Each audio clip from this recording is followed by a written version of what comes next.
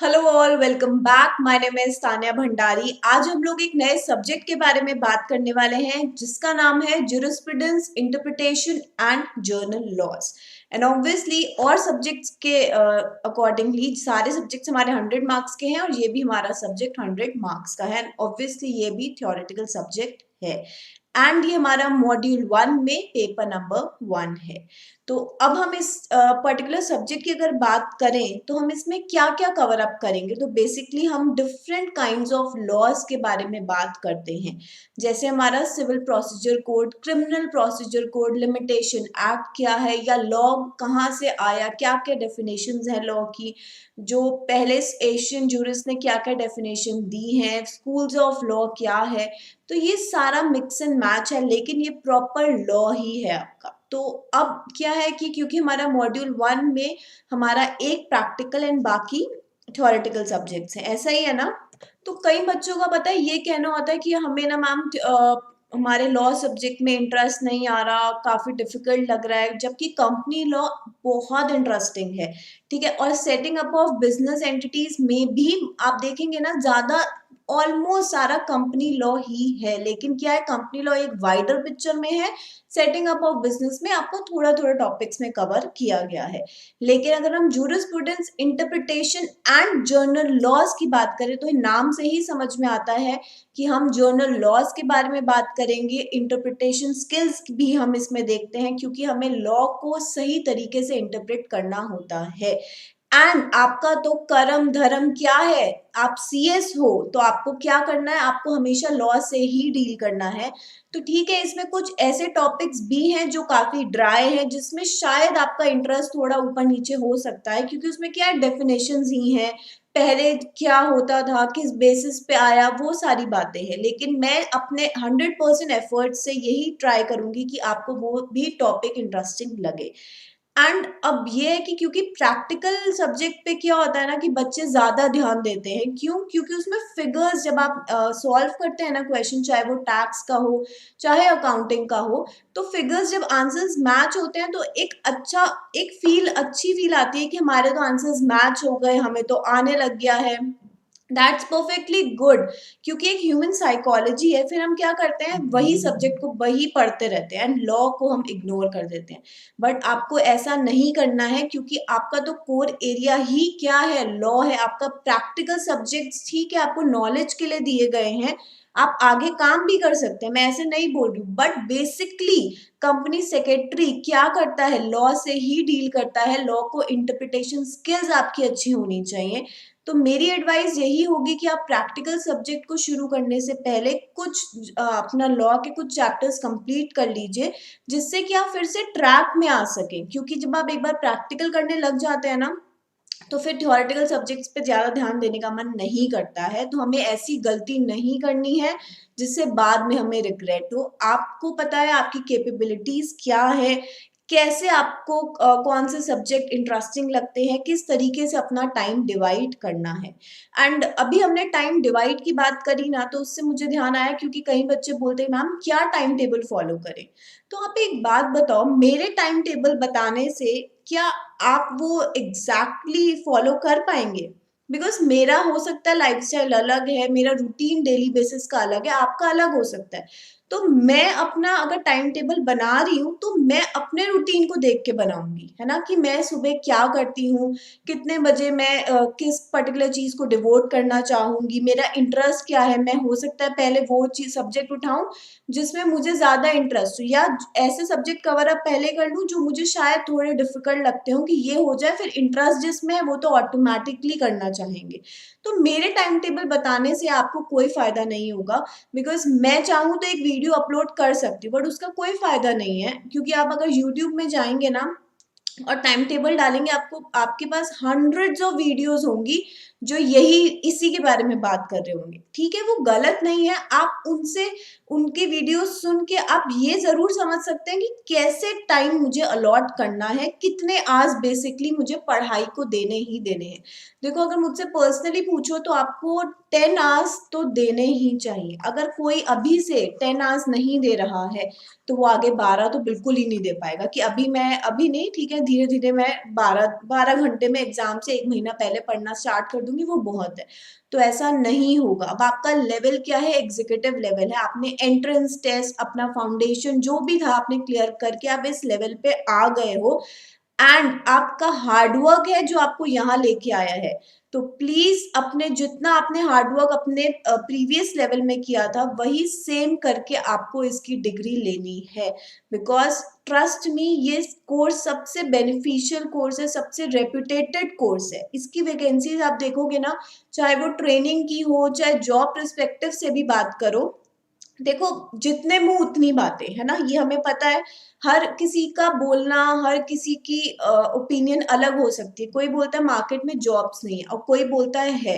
तो वो आप पे डिपेंड करता है कि आपके अंदर स्किल्स कितनी हैं जो आप किसी जॉब को ग्रैब कर पाओ।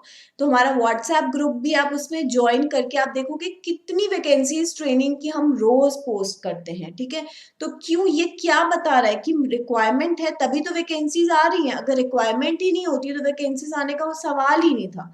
तो ऐसा बिल्कुल नहीं सोचना है, अपना पूरा हार्डवर्क करके आपको कंपनी सेक्रेटरी बनना ही है। अपने आप को समझो कि मैं हूँ और मुझे ये जो पूरा लॉ हम पढ़े मुझे खुद इंटरप्रेट करना है। तो आप कैसे करोगे, आप अपनी स्किल्स को यूज करोगे ना, तो स्टार्टिंग से ही वही रखिए मुझे अपने दिमाग में कि मैं हूँ कंपनी सेक्रेटरी और मुझे ये सारी चीजें अच्छे से आती हैं। तो आपका इंटरेस्ट भी बनेगा, पॉजिटिव अप्रोच रहेगी, तो आप इजीली एग्जाम्स में भी इजीली अच्छे तरीके से आप पास हो पाओगे।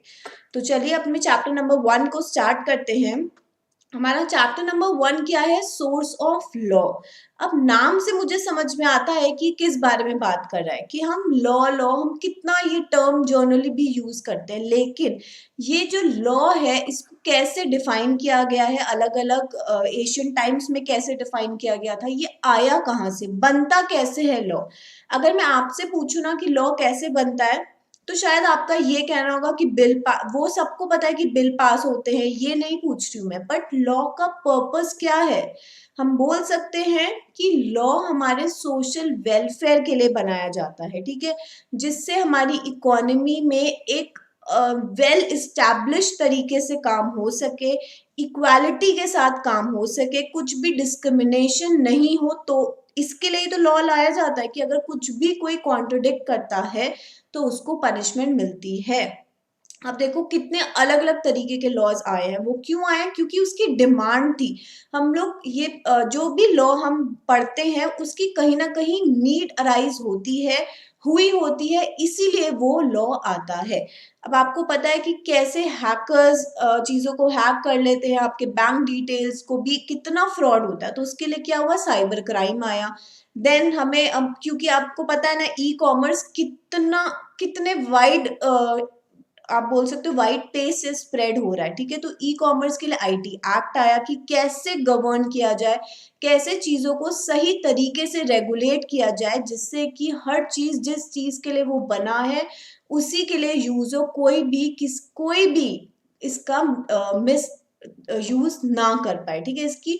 ठीक है, अब ये है कि लॉ जो है हो सकता है सबको डिफाइन करने का इसका एक अलग मोटिव हो, अलग अलग डेफिनेशंस हो सकती हैं जो हम इस चैप्टर में भी पढ़ेंगे। इसमें हम बेसिकली क्या पढ़ेंगे, डेफिनेशंस पढ़ेंगे। देन हम क्रिटिसिज्म ऑफ थ्योरीज भी देखेंगे कि कैसे स्कॉलर्स की जो थ्योरी आई थी फॉर लॉ उनको कैसे क्रिटिसाइज किया गया, कि उनमें क्या ऐसी चीजें थी जो सही नहीं थी। तो क्रिटिसिज्म ऑफ थ्योरीज भी पढ़ेंगे, डेफिनेशंस ऑफ लॉ भी पढ़ेंगे और काफी चीजें हम इस चैप्टर में कवर अप करेंगे। अगेन ये क्या है, एक थोड़ा ड्राई चैप्टर है, बट जितना आप मेरे साथ साथ पढ़ लेंगे ना आप उतना अच्छी तरीके से इसको समझ पाएंगे। एंड कई बच्चे क्या करते हैं कि सोर्स ऑफ लॉ छोड़ के जा रहे हैं, ऐसा आपको एटलीस्ट नहीं करना है। I am not talking about your friends, ठीक है, आपको नहीं करना है, क्योंकि इसमें से एटलीस्ट 8 मार्क्स का क्वेश्चन आएगा ही आएगा, ठीक है, आता ही है।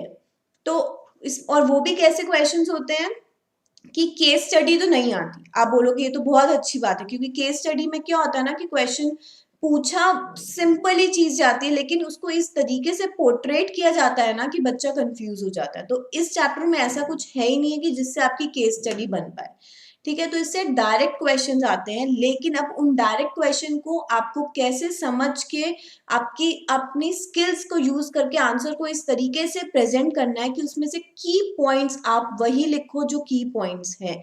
ठीक है। तो राइटिंग पैटर्न हमें प्रैक्टिस करना, बिकॉज डिस्क्रिप्टिव इसमें आंसर्स आपको लिखने होंगे, केस स्टडी नहीं आता है। तो चलिए स्टार्ट करते हैं। अब पहले इसमें क्या दिया है, नेचुरल स्कूल के बारे में यहाँ पे बात की गई है कि कैसे, अब हम डिफरेंट स्कूल्स के बारे में बात करेंगे। ठीक है। तो नेचुरल स्कूल सबसे पहला है। तो नेचुरल स्कूल से मुझे क्या समझ में आ रहा है, देखो नाम से समझ में आ रहा है ना कि नेचुरल है। नेचुरल है मतलब इन्होंने बोला law is not man made. नाम से ही हमें समझ में आ गया, नेचुरल बोल रहे हैं तो मतलब मैनमेड नहीं है। तो क्यों नहीं है, ये बोलते हैं कि हमारे एक्चुअली जो ह्यूमन राइट्स हैं ये बाय बर्थ हमें दी जाती हैं। ठीक है। ये कोई मैनमेड चीज नहीं है। तो जो मेरी राइट है, मेरा अधिकार है, वो मुझे स्टार्टिंग से मिल रहा है। किसी ने भी मुझे कोई अधिकार मेरा देता नहीं है, बट बाय बर्थ मेरी उस पर राइट है। तो ये बोलते हैं उन सब सारी चीजों का ध्यान में रख के नेचुरल स्कूल क्या बोलता है कि law is not manmade. And इनका मोटिव आप देखोगे ना क्या है कि जस्टिस, हर जो भी डेफिनेशन हम इस स्कूल में पढ़ेंगे, कंक्लूजन उसका वही होगा कि इक्वालिटी, जस्टिस सबको मिल रहा है। तो इन्होंने लॉ को इस तरीके से डिफाइन किया है। तो under this school of law, under this school fall most of the Asian definitions given by Roman and other Asian jurist. Jurist means जजेस। ठीक है। Ulpian defined law as art और science what is equitable and good. इन्होंने क्या बोला कि law क्या है, आप कहीं उसको चाहे आप आर्ट बोलो चाहे उसको साइंस बोलो, साइंस हमें पता है ना, आर्ट और साइंस, चाहे वो आप उसको आर्ट की तरह इंटरप्रेट करो चाहे आप उसको साइंस की तरह इंटरप्रेट करो जिसके पीछे लॉजिक्स रीजनिंग कुछ भी बोलो, लेकिन अल्टीमेट मोटिव क्या होता है, वो सबके लिए इक्वल है और सबके लिए एक इक्विटेबल बेनिफिट लेके आता है। ठीक है। तो इन्होंने लॉ को इस तरीके से डिफाइन किया। ऐसे ही आप अदर अदर बात करोगे तो उन्होंने क्या बोला, highest reason implanted in nature. Law क्या है, एक हाईएस्ट सुपीरियर रीजन है हमारे एक्चुअली ह्यूमन राइट्स जो हैं, जो स्टार्टिंग से ही हमें मिली है, उसको गवर्न करने के लिए लॉ आया। तो उन्होंने क्या बोला कि ऐसी राइट्स जो ऑलरेडी एग्जिस्ट करती हैं बाय बर्थ, मेरे को बाय बर्थ मिली हैं, तो वही उन सबको गाइड करने के लिए, हाईएस्ट रीजन ही मेरा वही है कि उसको गाइड करने के लिए एक बेटर तरीके से, जिससे कुछ भी अनइक्वालिटी ना हो, सबको इक्वल ट्रीटमेंट मिले, उस इनका कहना ये था कि ये लॉ है। एक प्रॉपर तरीके से सबको गाइडेंस प्रोवाइड करना इन्होंने बोला कि लॉ है। देन अब देखो इसमें ये सारे जो नाम है ना शायद ही आपको याद रहे, बिकॉज इनकी ज्यादातर रेलेवेंस नहीं है, बिकॉज एग्जाम में ऐसे क्वेश्चंस नहीं आते हैं। कुछ मैं आपको नाम बताऊंगी जिनसे क्वेश्चंस आए हुए हैं और आने के भी चांसेस हैं, जैसे कि सैलमंड, सैलमंड से क्वेश्चंस आते हैं। एंड आपको कुछ नाम ऐसे हैं कि जो आपको याद करने होंगे, उन्होंने क्या कहा है अपनी थ्योरी में, क्या की पॉइंट्स थे, तो वो सब हमें ध्यान में रख के अपने आंसर्स में लिखना होगा। देन अगर हम फर्दर बात करें तो इसमें क्या लिखा है, इन ऑल दीज डेफिनेशंस, जितनी भी एशियन डेफिनेशंस हैं सब में क्या बोला गया कि justice is the main and guiding element of law. देखो अगर लॉ को हम जर्नल बात करें ना, तो लॉ का मतलब क्या है, बेसिकली रूल्स एंड रेगुलेशंस जो एक कम्युनिटी को फॉलो करनी होती है। ठीक है। और अगर नहीं करते हैं तो फिर पनिशमेंट या पेनल्टीज भी होती है। जैसे कंपनीज एक्ट है, उसमें अगर आप क्या कुछ भी अगर कंप्लाइंसेस टाइमली नहीं करते हो या फिर आप अगेंस्ट जाते हो, तो आपको क्या, आपको फाइन, पेनल्टीज, पनिशमेंट, ये सारी चीजें होती हैं। तो ऐसे ही लॉ क्या है, बेसिकली रूल्स एंड गाइडलाइंस है जो हम सबको फॉलो करनी होती है। तो अब उसका पर्पस क्या होता है कि कोई भी एक अनड्यू एडवांटेज ना ले। ठीक है। अपनी पावर की, अपने पोजीशन की अनड्यू एडवांटेज ना ले, बेसिकली इसी को रेगुलेट करने के लिए लॉ बनता है। तो इन्होंने बोला कि जो भी ऊपर डेफिनेशंस हैं उनमें सबसे गाइडिंग फैक्टर क्या है कि जस्टिस प्रोवाइड करना। ठीक है। Then Asian Hindu view was that law is the command of God। अब इन्होंने तो यही बोल दिया कि लॉ क्या है, इन्होंने बोल दिया लॉ तो कमांड ऑफ गॉड है and not of any political sovereign. Sovereign means कोई भी गवर्नमेंट, जो गवर्नमेंट आपकी रूल कर रही है वो नहीं, उनका कोई कमांड नहीं है, लेकिन हमारा क्या है, कमांड ऑफ गॉड है। उनके उनके बनाए रूल्स एंड रेगुलेशंस की बात ना करके बोलते हैं कि लॉ तो एक ऐसी चीज है जो यूनिवर्सली सबको एप्लीकेबल है, ना ही किसी पॉलिटिकल पार्टी की इन्होंने बात करी है कि ऐसा नहीं कि जो पार्टी अभी जो भी रूलर या पार्टी उस टाइम पे रूल कर रहा है उसके हिसाब से नहीं, ये यूनिवर्सली सबको एप्लीकेबल होता है। Then everybody including the ruler is bound to obey it. हम समझ में आया ना कि पोजीशन से मुझे कोई फर्क नहीं पड़ता है, लॉ सबके ऊपर इक्वली एप्लीकेबल है क्योंकि जस्टिस हर किसी को मिलेगा चाहे वो किसी भी पोजीशन पे हो। Thus, law is a part of dharma. The idea of justice is always present in Hindu concept of law.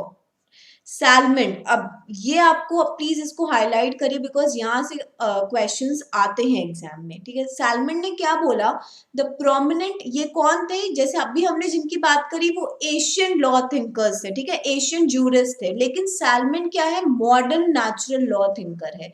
इन्होंने कैसे डिफाइन किया कि लॉ क्या है, द बॉडी ऑफ प्रिंसिपल है जो कि recognise and applied by the state in the administration of justice. अब इस डेफिनेशन, ये बहुत इंपॉर्टेंट डेफिनेशन है, अगर कुछ भी कोई आपको एग्जाम में एक लाइन भी दी जा सकती है और फिर बोल सकते हैं एक्सप्लेन, ठीक है, तो आपको इस डेफिनेशन को 3 पार्ट्स में डिवाइड कर लीजिए। फर्स्ट हमने क्या बोला, लॉ क्या, इन्होंने बोला एक ऐसी बॉडी ऑफ प्रिंसिपल है जो कि recognised and applied by state है।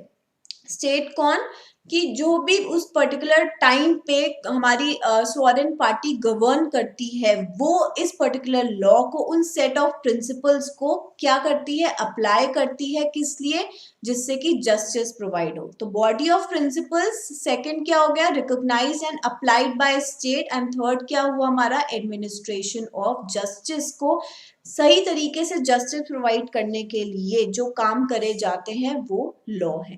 In other words, law consists of rules recognized and acted upon by courts of justice. It may be noted that there are 2 main factors of definition. पहला, first, that to understand law, one should know its purpose. अगर मैं बोलती हूँ cyber laws है तो उसका purpose क्या है कि जो हैकिंग, जो हमारे इंटरनेट फ्रॉड्स हो रहे हैं उन सबको रोकना उसका पर्पस है। तो क्या बोला कि अगर मुझे लॉ समझना है ना तो उसके पीछे का ऑब्जेक्टिव क्या है, किस पर्पस के लिए वो अराइज हुआ है। जैसे हमने स्टार्टिंग में क्या बात करी कि लॉ हमारी सोशल नीड्स को देख के, सोशल वेलफेयर को देख के, हमारी जो भी प्रॉब्लम्स हो रही होती हैं उन सबको देख के क्या नीड है, किस चीज की नीड है, उन पे ध्यान रख के लॉ बनाया जाता है। क्राइम को सब, एक एग्जांपल क्या है, क्राइम को रोकने के लिए लॉ बनाया जाता है, ठीक है। तो क्या है मेरा ऑब्जेक्टिव कि कुछ भी किसी के साथ फ्रॉड नहीं हो ऑनलाइन, क्योंकि आजकल ट्रांजैक्शंस इतनी हम लोग ऑनलाइन ही करते हैं, तो उससे क्या है, साइबर लॉ क्या देखता है कि कुछ भी फ्रॉड नहीं होना चाहिए। तो हमारा पर्पस क्या था, ठीक है, तो हमें सबसे पहले पर्पस समझना है कि लॉ क्यों बनाया गया। अगर मैं एक और एग्जांपल लेके, अगर मैं लेबर लॉज की बात करूं, आपके मॉड्यूल 2 में पेपर भी है एटॉमिक लेबर लॉज, उसमें क्या है, आपके एम्प्लॉयज को, आपको सपोज आप टर्म, एक सेट क्राइटेरिया है, जैसे प्रोविडेंट फंड देना ही है, उसके अलग क्राइटेरिया है, ठीक है। आपकी वेजेस के लिए अलग क्राइटेरिया है, आपकी, आप जो काम कर रहे हो, आपका एक्सप्लॉयटेशन नहीं होना चाहिए कि आपका टाइम है 9 to 6, ठीक है, 1-2 दिन आप कर सकते हो, ओवर टाइम हो रहा है, ठीक है, कभी कभी काम आ जाता है, लेकिन ऐसा नहीं कि महीने के 15 दिन ही आप 9 बजे तक 9 to 9 का शिफ्ट कर रहे हो, तो वो क्या हुआ, वो यूटिलाइजेशन नहीं, वो क्या हुआ, एक्सप्लॉयटेशन।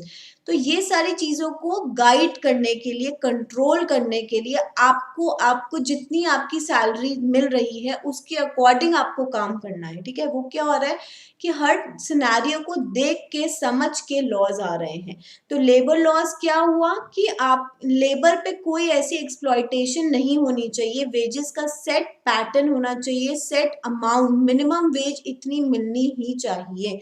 तो वो क्या हो रहा है कि हम सारी चीजों को समझ के कि हम अगर हम इस पे लॉ नहीं आता तो शायद एक्सप्लॉयटेशन आज भी होता है लेकिन कुछ हद तक कम होता है। तो क्या हुआ, उसका ऑब्जेक्टिव क्या था, एक्सप्लॉयटेशन को रोकना, ठीक है। Then second, in order to ascertain the true nature of law, one should go to the court and not to the legislature. अब इसका मतलब क्या है कि मुझे अगर इस पर्टिकुलर चीज का लॉ का एग्जैक्ट नेचर जानना है, इसमें क्या लिखा है, in order to ascertain the true nature true purpose of law, तो मुझे मेरी रूलिंग पार्टी के पास नहीं जाना है, ठीक है, जो हमारी स्वरन पार्टी है उनके पास ना जाके मुझे कोर्ट के पास जाना है, ठीक है। तो यही बात उन्होंने बोली, in order to ascertain the true nature of law one should go to the courts and not to the legislature. Then अब ये क्या था, ये सैलमन ने ये बात कही है कि इन्होंने बेसिकली 3 पार्ट्स में डिवाइड कर दिया डेफिनेशन को कि लॉ क्या है, it is a body of principle, एक सेट रूल्स एंड रेगुलेशंस है जिनको अप्लाई कौन करवाता है, मेरी जो स्टेट गवर्नमेंट है या जो भी पार्टी रूल कर रही है वो अप्लाई कराती है, किस लिए, कि जस्टिस सबको सही तरीके से मिले। क्योंकि ये मॉडर्न लॉ थिंकर थे तो इनकी डेफिनेशन भी कुछ टर्मिनोलॉजीज हम देख, पहले डेफिनेशन क्या था जो हम एशियन पढ़े थे कि law is a command of God, ठीक है। अब ऐसा कुछ नहीं, क्योंकि ये मॉडर्न लॉ थिंकर हैं। तो आपको ये चीजें याद रखनी कि सैलमन ने क्या कहा, उनका पर्पस क्या था, वो मॉडर्न लॉ थिंकर थे। आप अपने आंसर में ऐसे फ्रेम करेंगी जैसे यहाँ पे लिखा है कि Salmond is the prominent modern natural law thinker and define law as, ये आपको डेफिनेशन याद होनी चाहिए, बिकॉज एग्जाम में आप कुछ तो जो उन्होंने वर्डिंग्स कहे हैं वो तो लिखना जरूरी है ना, ठीक है, मैं मान सकती हूँ आगे की बात आपको शायद नहीं याद रहे, लेकिन ये वर्डिंग्स आपके आंसर में आने चाहिए। Then positivistic definition of law क्या है, अकॉर्डिंग टू जॉन ऑस्टिन। अब ये भी बहुत फेमस नाम है, ठीक है। इन्होंने क्या बोला, लॉ क्या है, law is the aggregate of rules set by man as politically superior or sworn to men as political subject. In other words, law is the command of sworn. इन्होंने क्या बोला, उन्होंने तो बोला था कि जो हमारी गवर्नमेंट है वो अप्लाई कराती है, लेकिन लॉज हमारे कुछ बेसिक सेट्स ऑफ प्रिंसिपल्स हैं जिनको ध्यान में रख के हमारी गवर्नमेंट अप्लाई कराती है। इन्होंने क्या बोला कि जो लॉ है ना वो कमांड ही सॉवरेन का है, कमांड ही हमारे सुपीरियर पावर का है, गवर्नमेंट का कमांड है, इन्होंने ये बोला, ठीक है। कमांड ऑफ सॉवरेन मतलब गवर्नमेंट का कमांड है लॉ, ठीक है। It obliges certain course of conduct, वो क्या करते हैं, हमें सर्टेन कोर्स ऑफ कंडक्ट बताते हैं कि इस तरीके से काम होना चाहिए, और impose a duty and is backed by sanction. Sanction मतलब कि इफ लॉ, मैं यहाँ पे लिख भी देती हूँ, if law is not followed, then punishment will be given, अब इन्होंने बोला क्योंकि ये कमांड ऑफ गवर्नमेंट होता है, यहाँ पे आप ये भी लिख लीजिए, कमांड ऑफ गवर्नमेंट। उन्होंने बोला क्योंकि ये कमांड ऑफ गवर्नमेंट है और वो क्या करती है, आपको एक सेट कोड ऑफ कंडक्ट बताती है, उसके दायरे में रह के ही आपको काम करना होता है, आपके ऊपर वो एक ड्यूटी है कि आप उसके बाहर काम नहीं कर सकते हो, और अगर करते हो तो फिर उनके पास इतनी पावर है, हमारी गवर्नमेंट के पास इतनी पावर है कि वो आपको पनिश कर पाए। तो इट्स बैक्ड बाय सैंक्शन, मतलब if the law is not followed then punishment will be given. Then देखो अब पॉजिटिविस्टिक में क्या हुआ, एक तो जॉन ऑस्टिन हो गए, ठीक है, सेकंड क्या है, केल्सन। ये पॉजिटिविस्टिक डेफिनेशन के अंदर 2 लोग आ रहे हैं, ठीक। पर हमारे नेचुरल स्कूल की बात करें उसमें और भी आ रहे, एशियन जूरिस्ट भी आ रहे थे, लेकिन मॉडर्न लॉ थिंकर कौन थे, सैलमन थे। तो हमें ये बेसिक चीजें ना शुरू से क्लियर करके चलनी है। देन केल्सन ने क्या बोला, Kelsen gave a pure theory of law. According to him, law is normative science. The legal norms are ought norms as distinct from is norms of physical and natural science. तो इनके according क्या था कि normative science, इन्होंने क्या बोला कि जो ऑलरेडी मेरी सोसाइटी में सेट स्टैंडर्ड्स हैं, देखो कुछ चीजें हमें पता है सही है, वो क्या है, वो सबके लिए सही, एक सेट स्टैंडर्ड बने हुए हैं, ठीक है, और हमें पता है कुछ चीजें गलत है। तो जो ऑलरेडी सेट बेंचमार्क है, जो ऑलरेडी सेट क्राइटेरिया हैं, उनको ध्यान में रख के ही चीजें होनी चाहिए, ठीक है। हम इसमें इन्होंने क्या बोला कि लॉ डज नॉट तो यहाँ पे द लीगल नॉर्म्स और ought norms as distinct from is, जो आज है उसकी बात नहीं है, जो स्टैंडर्ड ऑलरेडी सेट है हम उनसे कंपेयर करके चलते हैं, इसलिए इन्होंने यहाँ पे नाम इस पर्टिकुलर केल्सन की थ्योरी को प्योर थ्योरी ऑफ लॉ भी बोला जाता है, क्योंकि ये क्या बोल रहे हैं कि जो ऑलरेडी सेट स्टैंडर्ड है हमें वही फॉलो करने हैं, जो आज हो रहा है उससे कोई मतलब नहीं है, जो पहले इस्टेब्लिश्ड है वही चीज फॉलो होगी। तो law does not attempt to describe what occurs but only prescribes certain rules. The science of law to Kelsen is knowledge of hierarchy of normative relations. All norms derive their power from ultimate norm called grunt norm. अब यहाँ पे इन्होंने word term use किया grunt norm.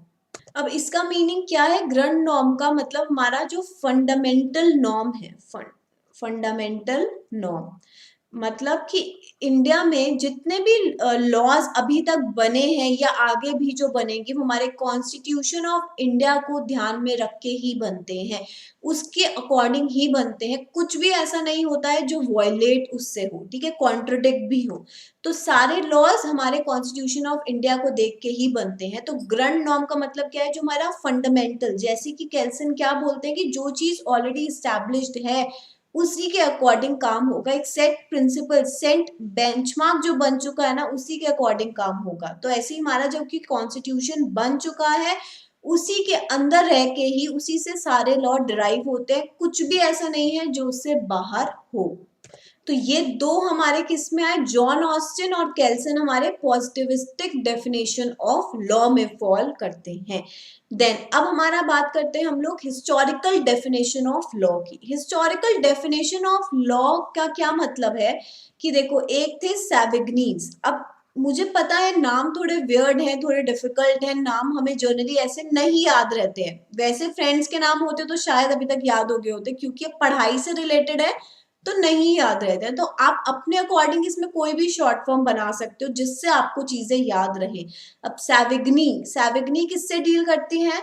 Historical definition of law. तो आप generally modern नाम के तौर पे इसको सैविस या सावित्री, क्योंकि एक बहुत पुराना नाम है, वो हिस्ट्री में चलता था पुराने, तो आप कैसे कनेक्ट कर सकते हो कि सैविग्नी से हिस्टोरिकल, इसको किस में डिफाइन किया था? हिस्टोरिकल डेफिनेशन ऑफ लॉ में।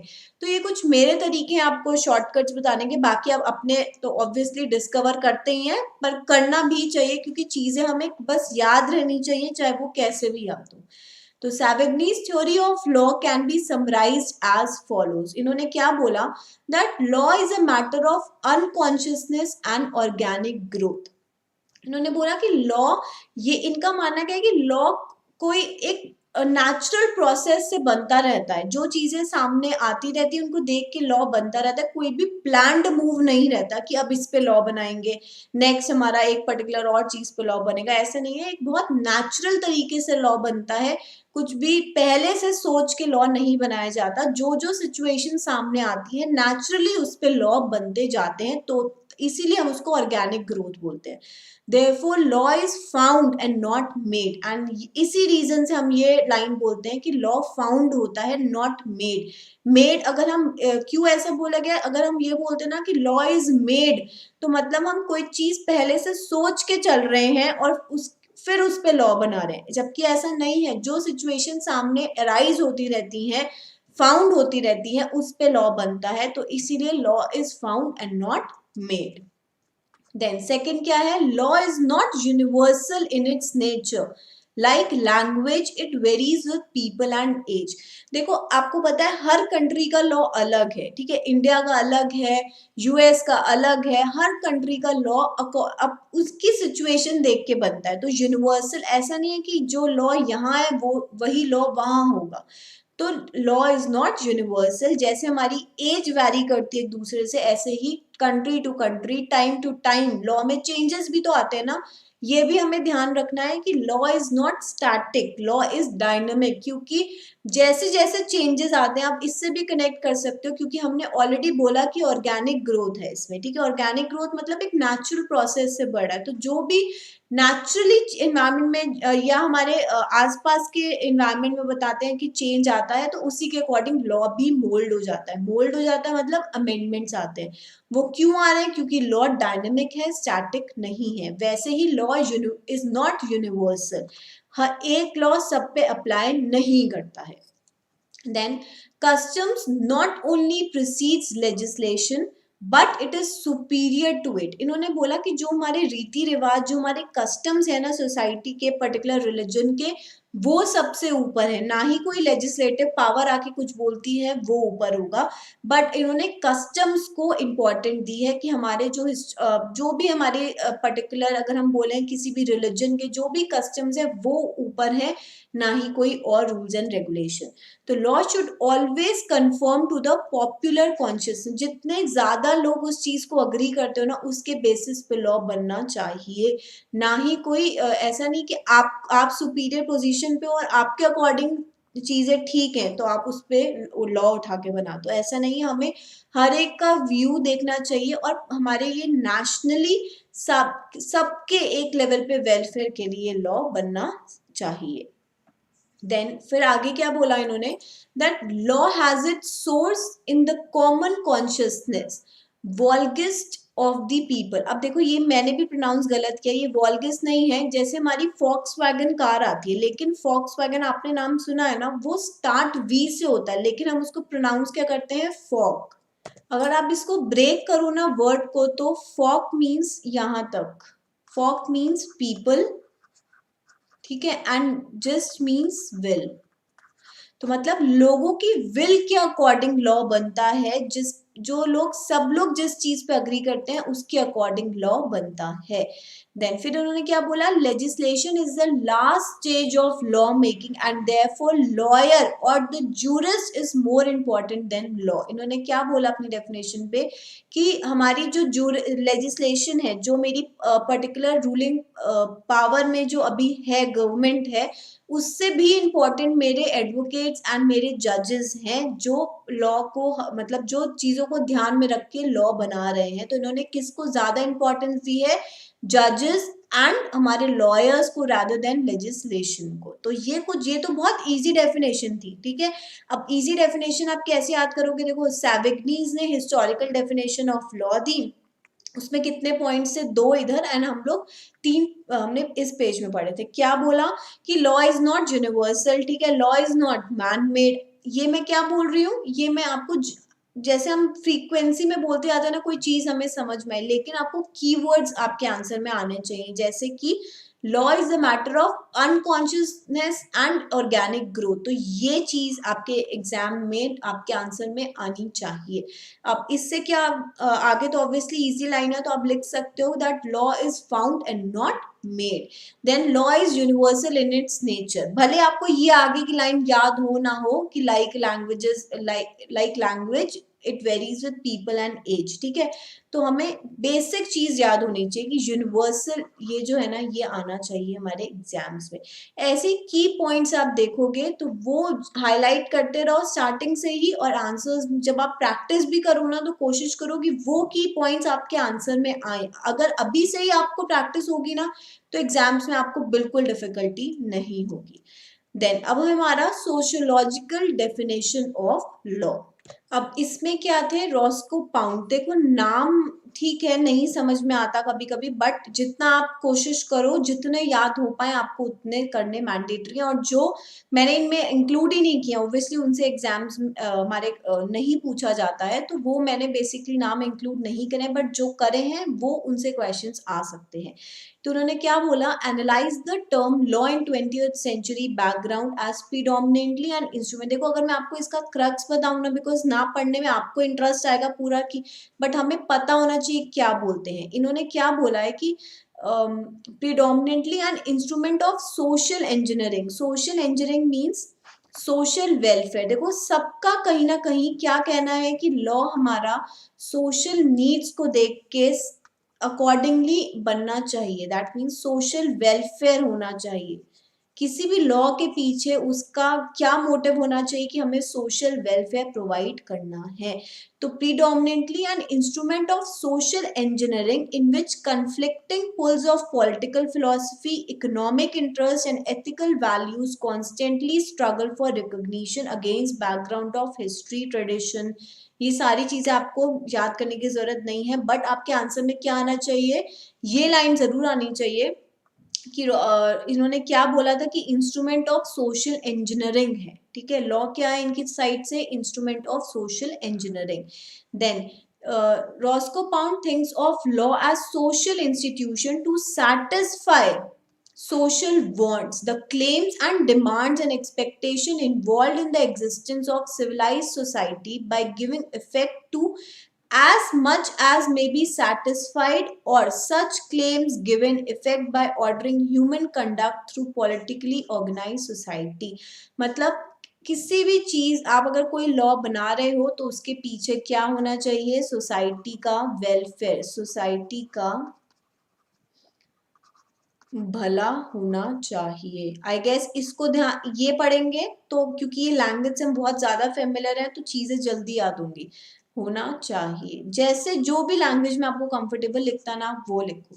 तो इनका बेसिकली यही पर्पस था कि कोई भी आप लॉ बना रहे हो तो उसके पीछे सोसाइटी का वेलफेयर को ध्यान में रख के इक्वालिटी के साथ, जस्टिस के साथ सबका वेलफेयर होना चाहिए।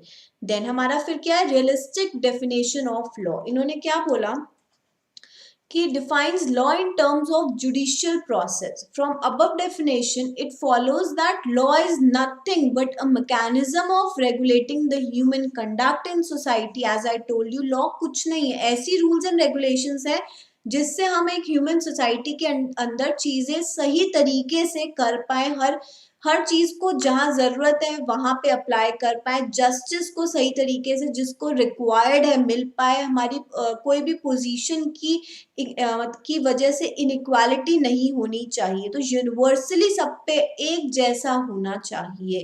तो यही बात, it follows that law is nothing but a mechanism of regulate करना चीजों को। ठीक है, अब कोई चीज तो चाहिए ना जिससे रेगुलेशन हो सोसाइटी में, नहीं तो हर कोई अपने तरीके से काम करेगा। ठीक, so that harmonious cooperation of its member increases and thereby avoid the ruin by coordinating the divergent conflicting interests of individuals and society, which would in its turn enhance the potentialities and variability of society as a whole। इन्होंने क्या बोला कि law हमें चीजों को सही तरीके से रेगुलेट करने के लिए ह्यूमन कंडक्ट, अब क्या आपके आंसर में आना चाहिए, रेगुलेटिंग ह्यूमन कंडक्ट। ठीक है, ये थोड़ा बड़ा हो गया, regulating human conduct in society. अगर इससे क्वेश्चन आता है तो आपके आंसर में आना चाहिए।